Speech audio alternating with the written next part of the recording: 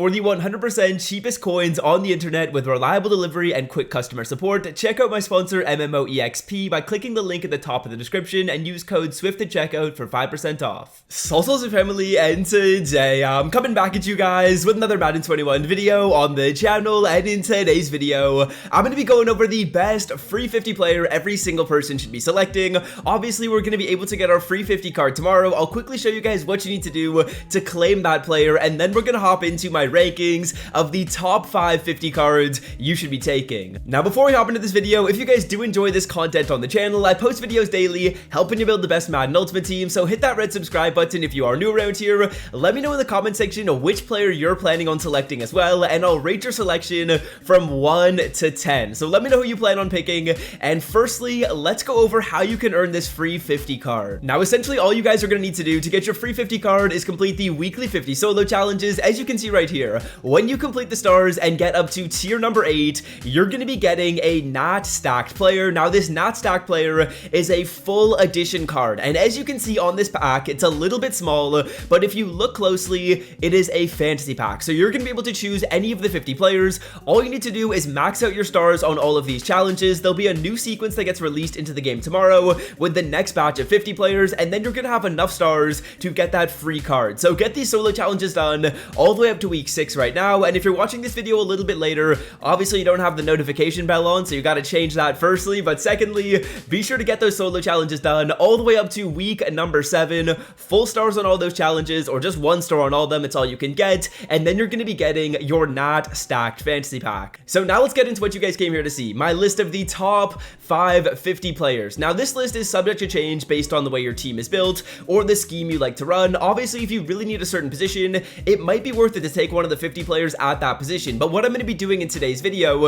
is simply going over the top 5 cards. This does not depend on what team you run or what position you need, so if you do really need a position, it might be worth it to take one of those cards and use your own discretion. Again, this is more of just a baseline list on my top players in the game right now. Now at the 5 spot, we have 91 overall Reggie Bush. Reggie Bush is one of the best running backs in the game right now. In my opinion, he's better than the LaDainian Tomlinson. From what I've seen gameplay wise and actually playing against him, I would say this card plays better than LT. So if you're looking for a running back, Reggie Bush is definitely the way to go. He's going to give you 91 speed, 92 acceleration, and 91 agility. Obviously, Reggie Bush is also great at catching the football, which I think is huge in this year's game. A lot of man coverage is really predicated on stopping wide receivers, but throwing to your running backs and tight ends is a great way to beat man coverage. So 82 catching to go along with some good route running stats is certainly a positive. He's also got really good ball carrier vision, juke move, spin move. Reggie Bush is a pretty balanced back. I would say if you're looking for a running back, this is who you guys want to go with, but I have him at the 5 spot on this list. Now at the 4 spot, we have 91 overall Tyrone Calico. In my opinion, this card is better than the Julio Jones card. You guys could get mad at me in the comment section.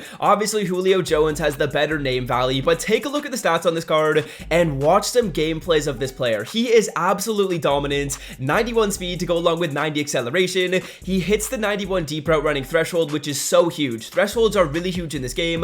The fact that he gets 91 deep route running is very important. He's also going to have 88 medium route running, 85 short route running to go along with pretty solid catching and pretty solid catch in traffic, but this card just absolutely beats corners. He beats them left and right on deep routes, on short routes. He gets great releases off the line of scrimmage. So if you're looking for a wide receiver, I feel like Tyrone is better than Julio. A lot of you guys might be upset with that idea, but if you need a receiver, Tyrone's the way to go. Now getting into the 3 spot, really the top 3 cards are the only 3 players I'd recommend you guys consider. Obviously if you do really need a wide receiver or really need a running back, you can definitely take one of those 2 players, but at the 3 spot we have one of my favorite cards in Madden in general. He was great for me last year, he is great for me this year, and it is 91 overall Taylor Mays. Now this is my user in every single Madden game. He gives you 6'3" height to go along with 90 speed and 90 acceleration. I don't know if you guys have played Madden 21, but if you have tried using with your linebacker. They are tortoises on the field. They do not jump for picks, so having a safety like Taylor Mays who you can use her with is so crucial. But if you don't want to use her with him, maybe you like to use her on linebackers or you have a different user safety, he's going to give you great hit power, really good zone coverage, and awesome play rec. So he can play in space by himself. He's really good in run support. He's just a super balanced card in general, really valuable to have on your team. I could definitely see him getting some upgrades in the future as well. So if you have this NAD edition of the card, then you can power him up and you'll actually have some pretty solid value you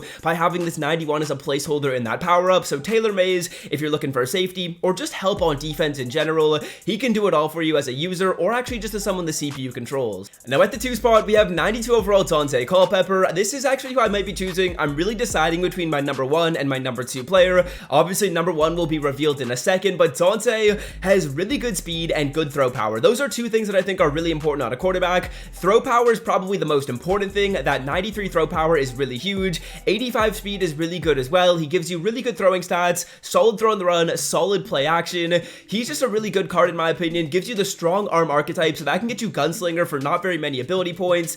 Definitely worth it if you are looking for an upgrade at QB. And unlike someone like Favre, he is going to have a little bit of mobility to him, so just in case you need to run, he's going to give you that 85 speed. It kind of reminds me to Josh Allen's card. Josh Allen's card, people don't put up spies on the field and don't put up QB contains, but he does have some pretty solid speed to extend the play, so I would say Dante is going to be at the 2 spot for me. Now finally, at the 1 spot, we have 92 overall DRC. DRC plays crazy against me. It kind of reminds me of Denzel Ward. If you guys have played against Denzel Ward, he just gets really good animations, and I feel like DRC is kind of in that same boat. He brings you 92 speed, 91 acceleration to go along with 89 zone, 91 man, and 91 press. He can do it all. Great man, great zone, great press, great speed, great acceleration, a really good height. The jumping is at a 91. Try and find a flaw in this card. You absolutely cannot. I think this card is really crazy good and would definitely recommend everyone select him. You honestly can't have enough corners in this year's game, so for the time being right now, he'll be a starter, but you have some pretty solid long-term value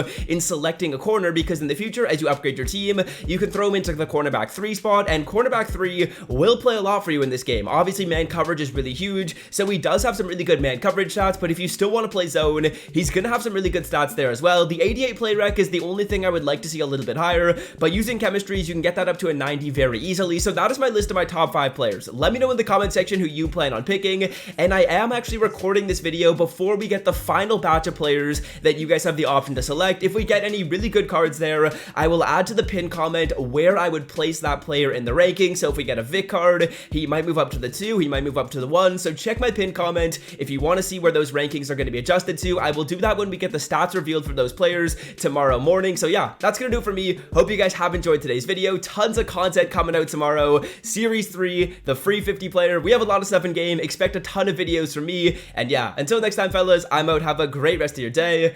Peace.